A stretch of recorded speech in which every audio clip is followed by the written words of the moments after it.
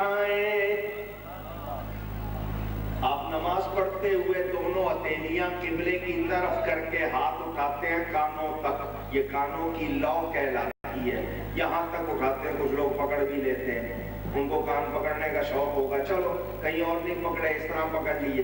खैर, आपने यहाँ तक हाथ उठाए, उसके बाद नाफ के नीचे बांधे, दाई हथेली बाई हथेली की पुष्ट पर रखी, 3 उंगलियां सामने रखी, छोटी उंगली अंगूठे से गोलाई बनाई, हल्का बना के पकड़ लिया।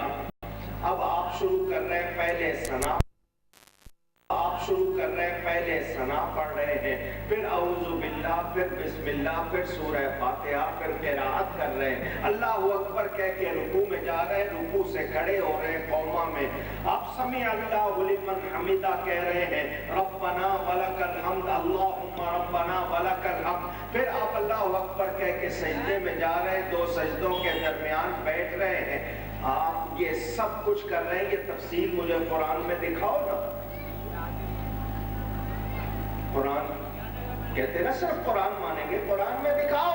हाथ उठाने का जिक्र दिखाओ, यहाँ तक उठाने, हथेलियां किस तरफ रखनी है दिखाओ, कहाँ बांधने हैं दिखाओ, सना पढ़ रहे हो किस तरतीब से पढ़ रहे हो बताओ। ये रुकू के बाद सीधा सजदे में क्यों नहीं जाते, खड़े क्यों हो जाते हो दिखाओ। अल्लाह चाहता तो एक एक बात बताता। कुरान में हुक्म है, वस्सारिक़ु वस्सारिक़तु फ़क़्तऊ अयदियहुमा, चोरी करने वाला मर्द हो या औरत, उसका हाथ काट दो। कितनी चोरी पर काटे, कौन सा हाथ काटे? एक मर्तबा चोरी करे तो एक हाथ काटा, दूसरी मर्तबा चोरी करे दूसरा हाथ काटा, फिर बात नहीं आया तो अब क्या काटे? दिखाओ। ज़कात देते हैं, ज़कात का हुक्म कुरान में, अक़ीमुस्सलाह व आतुज़ ज़कात। ये ज़कात कितने पैसे पर देनी है? ये जो आप 2.5 रुपए 100 रुपए पर देते हैं, 40 पर 1, 100 पर 2.5, ये दिखाओ मुझे कुरान में। नमाजों के टाइम आपने जो रकअतें मुकर्रर की हैं कि फजर में 4 हैं, ज़ोहर में 14 हैं, असर में 8 हैं, मगरिब में 7 हैं, इशा में 17 हैं, ये टोटल 50 रकअतें रोजाना। ये मुझे दिखाओ कुरान में। कोई मुझे सलाम करे तो मैं जवाब दे दूं या ना दे दूं? नमाज पढ़ रहा हूं, किसी ने मुझे सलाम किया, मैं जवाब दूं या ना दूं? आजकल हमारे सबकी जेब में मोबाइल फोन, सेल फोन, जवाल। बंद नहीं करते मस्जिद में क्योंकि मुसलमान है। मुसलमान कैसा मुसलमान जो मस्जिद में जाकर जनाब मौसीकी ना बजाए?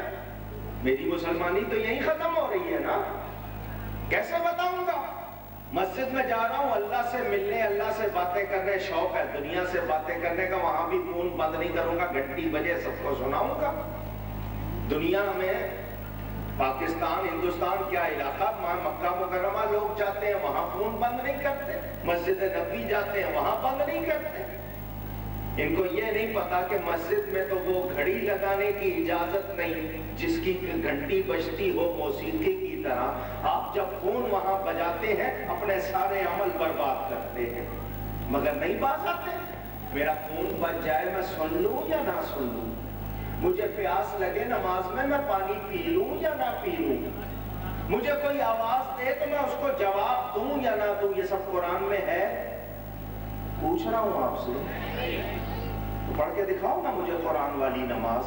अल्लाह चाहता तो एक एक बात खोल कर बयान फरमा देता, किसी को पूछने की जरूरत ना रहती, एक एक बात लिखी होती, मगर ये सब तफसील मुझे हदीस में मिलती है, नबी की बारगाह से मिलती है, कुरान में नहीं मिलती। पता क्या चला? अल्लाह यही चाहता है लोग जब तक कुरान के मोहताज रहे, मेरे नबी के भी मोहताज रहे। नबी के बगैर नमाज हो सकती, ज़कात अदा हो सकती नहीं, रोजा रखा जा सकता। हमें सारी तफसील बारगाह मुस्तफा से मिलती है। कुरान में हुक्म है हज करो, हर साल करना है, जिंदगी में कितनी बार करना है, कुरान नहीं बताता, नबी बताते हैं। तो क्या पता चला? अरे जो नबी का दामन छोड़ दे वो وہ اللہ کی عبادت کر سکتا؟ اونچی تو وہ جو کہتے ہیں صرف قرآن کی بات کرو وہ جائیں گے کدھر؟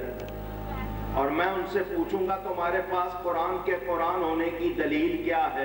جواب ان کا سوائے نبی کے اور ہو نہیں سکتا۔ تو نبی کا دامن چھوڑ کے کچھ کر سکتے؟ اونچی یہ موضوع پورا الگ ہے، میں نے صرف تمہید بنیادی طور پر اپنی تقریر کو سمجھانے کے لیے شروع میں بتا دیا۔ اب نبی کا کہنا جو نہ مانے کیا مسلمان ہوگا؟ اونچی گئی ہے، بدل تو نہیں جائیں گے آپ لوگ؟ ادھر کی ہوا چلی ادھر کا فتویٰ، ادھر کی ہوا چلی ادھر کا فتویٰ، پکے رہیں گے نا؟ تو آپ سب یاد کر لیں نبی کے بغیر کوئی مسلمان ہو سکتا؟ پکی بات۔ اب قرآن سے ہم نے معلوم کرنا ہے نبی کی شان کیا ہے، نبی کا اختیار کیا ہے۔ اللہ فرماتا ہے وَمَا آتَاكُمُ الرَّسُولُ فَخُذُوهُ، جو رسول دے وہ لے لو، جو رسول تمہیں دے وہ اونچی اللہ فرما رہا ہے۔ واو عربی میں واو کا ترجمہ اور ماں میم الف ماں کے معنی ہو گئے جو آتاکم تمہیں دے، کون؟ رسول، فخذو بس لے لو، پکڑ لو، تھام لو۔ قرآن کہہ رہا ہے اور جو رسول تمہیں دے وہ لے لو۔ پہلی بات تو یہ معلوم ہوئی کہ اللہ کی عطا رسول سے ملتی ہے۔ اگر رسول دیتا نہیں تو اللہ کیوں فرما رہا ہے جو رسول دے وہ لے لو؟ تو وہ لوگ جو کہتے ہیں رسول کچھ نہیں دے سکتا، رسول سے مانگنا نہیں چاہیے، بولو ایمان والے ہیں وہ؟ قرآن کو ماننے والے ہیں؟ قرآن کہہ رہا ہے جو رسول دے وہ لے لو، اور کوئی کہے کہ رسول دے نہیں سکتا تو وہ قرآن کا منکر ہے۔ اچھا یہاں اللہ نے یہ نہیں فرمایا ابھی جو دے رہا ہے وہ لے لو، بعد میں جو دے گا وہ نہیں لینا، اگر سوکھا دے رہا ہے تو لے لو، گیلا نہیں لینا، علم دے رہا ہے تو لے لو، مانا نہیں لینا؟ نہیں، جو رسول دے تو رسول دیتا ہے، اور رسول کو دینے والا بنانے والا اللہ ہے، رسول کو اختیار دینے والا اللہ ہے۔ تو جب اللہ اختیار دے تو ہم مانیں گے یا نہیں مانیں گے؟ مجھے سب کا جواب چاہیے۔ تو ہم اللہ کی حکم کے مطابق رسول کا اختیار مانتے ہیں۔ مخلوق میں کوئی خود سے اختیار والا نہیں ہے، طاقت والا نہیں ہے، قدرت والا نہیں ہے۔ جس کسی کو جو طاقت کمال اختیار حاصل ہے وہ رب کا دیا ہوا ہے، تو رب کا دیا ہوا ماننا یہ شرک نہیں ہے، یہ حرام ناجائز بدعت نہیں ہے، بلکہ یہی ایمان ہے۔ آپ کو میری بات سمجھ آ گئی ہوگی نا؟ میں نے یہ بنیاد اسی لیے شروع میں قائم کی تھی کہ آپ کو بات سمجھ میں آ جائے۔ اللہ فرماتا ہے وَمَا آتَاكُمُ الرَّسُولُ فَخُذُوهُ، اور جو تم کو دے رسول وہ لے لو، وَمَا نَهَاكُمْ عَنْهُ فَانْتَهُوا، اور جس سے روکے اس سے رک جاؤ۔ رسول تم کو جس بات سے روکے رک جاؤ، جس کا حکم دے وہ کرو، جو دے وہ لے لو۔ تو یہ اللہ کا فرمان ہے، اللہ فرما رہا ہے، تو ہمارا نبی دیتا ہے، اس کو اختیار ہے، جس کو چاہے علم دے دے، جس کو چاہے ایمان دے دے، جس کو چاہے ہدایت دے دے، جس کو چاہے دنیا دے دے، جس کو چاہے جنت دے دے۔ نبی کو اختیار، جو مانتے ہیں کہ نبی کو اختیار کس نے دیا ہے؟ جھگڑا ختم۔ اگر کوئی کہے کہ خود سے اختیار ہے، یہ ہمارا کہنا نہیں ہے، یہ ہمارا موقف نہیں۔ ہم کیا کہتے ہیں؟ رسول کو اختیار دینے والا اللہ، رسول با اختیار ہے، اللہ نے بنایا ہے، تو اللہ کا دیا ہوا اختیار ماننا ہرگز غلط۔ اب کتنا اختیار ہے؟ میں نے آپ سے کہا جس کو چاہے شفا دے دے، جس کو چاہے جنت دے دے، جس کو چاہے دنیا دے دے، جس کو چاہے جو چاہے دے دے۔ تو اب آپ کہیں گے اس کا ثبوت چاہیے، آئیے میں آپ کو ثبوت سناتا ہوں۔ آپ کو ثبوت چاہیے نا، کیونکہ آپ بغیر ثبوت کے تو مانیں گے نہیں۔ ڈاکٹر کے پاس جاتے ہیں آپ، ڈاکٹر صاحب میرے سر میں درد ہے۔ ڈاکٹر صاحب کہتے ہیں سنو، مچھلی نہیں کھانی، انڈا نہیں کھانا، چاول نہیں کھانے، باقی چیزیں نہیں کھانی۔ آپ نے کبھی ڈاکٹر سے کہا کیا ثبوت ہے؟ کون سی آیت میں لکھا ہے؟ بخاری کی کون سی حدیث ہے؟ کبھی ڈاکٹر سے پوچھا؟ پوچھی؟ تو آپ کہتے کیوں نہیں ڈاکٹر کو؟ تو کون ہوتا ہے منع کرنے والا؟ میری مرضی، جو مرضی میں کھاؤں۔ اللہ نے جس کو حلال کیا تو کیوں منع کر رہا ہے؟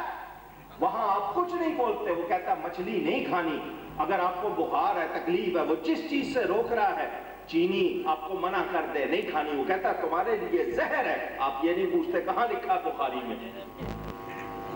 نہیں پوچھتے۔ کوئی عالم آپ کو کہے، کوئی میلاد منانے کی بات کرے، نبی کا نام چومنے کی بات کرے، فوراً کہتے دکھاؤ بخاری میں کہاں لکھا ہے۔ ایسا پوچھنے والوں ذرا سوچو، ذرا سوچو، ڈاکٹر کی کیوں مانتے ہو کہ یہ جسم کا حال جانتا ہے، جو کہہ رہا ہے میرے فائدے میں کہہ رہا ہے، میری صحت کے لیے کہہ رہا ہے، اس پر تو اتنا یقین ہے، اور کوئی سچا عالم سنا رہا ہے تو اس پہ شک کرتے ہو، اس کو کہتے ہو ثبوت دو۔ تو آپ اپنے آپ پر تو ذرا غور کریں، ثبوت تو وہ مانگے جو ثبوت کو سمجھ سکتا ہو، جس کے اندر پتہ، اتنی صلاحیت ہو کہ وہ قرآن حدیث سے کیسے استنباط ہوتا ہے، کوئی مسئلہ کیسے نکالا جاتا ہے، اس کو اتنی سمجھ ہو، وہ ثبوت مانگے۔ ہر آدمی اٹھ کے کہتا ہے بخاری میں لکھا ہے، تو ذرا بخاری کا نام تو بتاؤ کیا ہے۔ بخاری تو بخارا کے رہنے والے کو کہتے ہیں، بخارا سمرقند یہ ازبکستان کے شہر ہے، جو بخارا کا رہنے والا اس کو بخاری کہتے ہیں۔ یہ کتاب جو بخاری ہے، جو امام بخاری نے اس کو مرتب کیا، ان کی وجہ سے بخاری شریف مشہور۔ امام مسلم نے اس کو مرتب کیا، مسلم شریف اس کا نام کیا ہے؟ الجامع الصحیح للبخاری، یہ اس کا نام ہے۔ الجامع الصحیح کہیں تو آپ کو سمجھ نہیں آئے گی، بخاری بخاری۔ اور یہ لوگ جو بخاری سے ثبوت مانگتے ہیں، آتا ہے بخار ان کو بخاری۔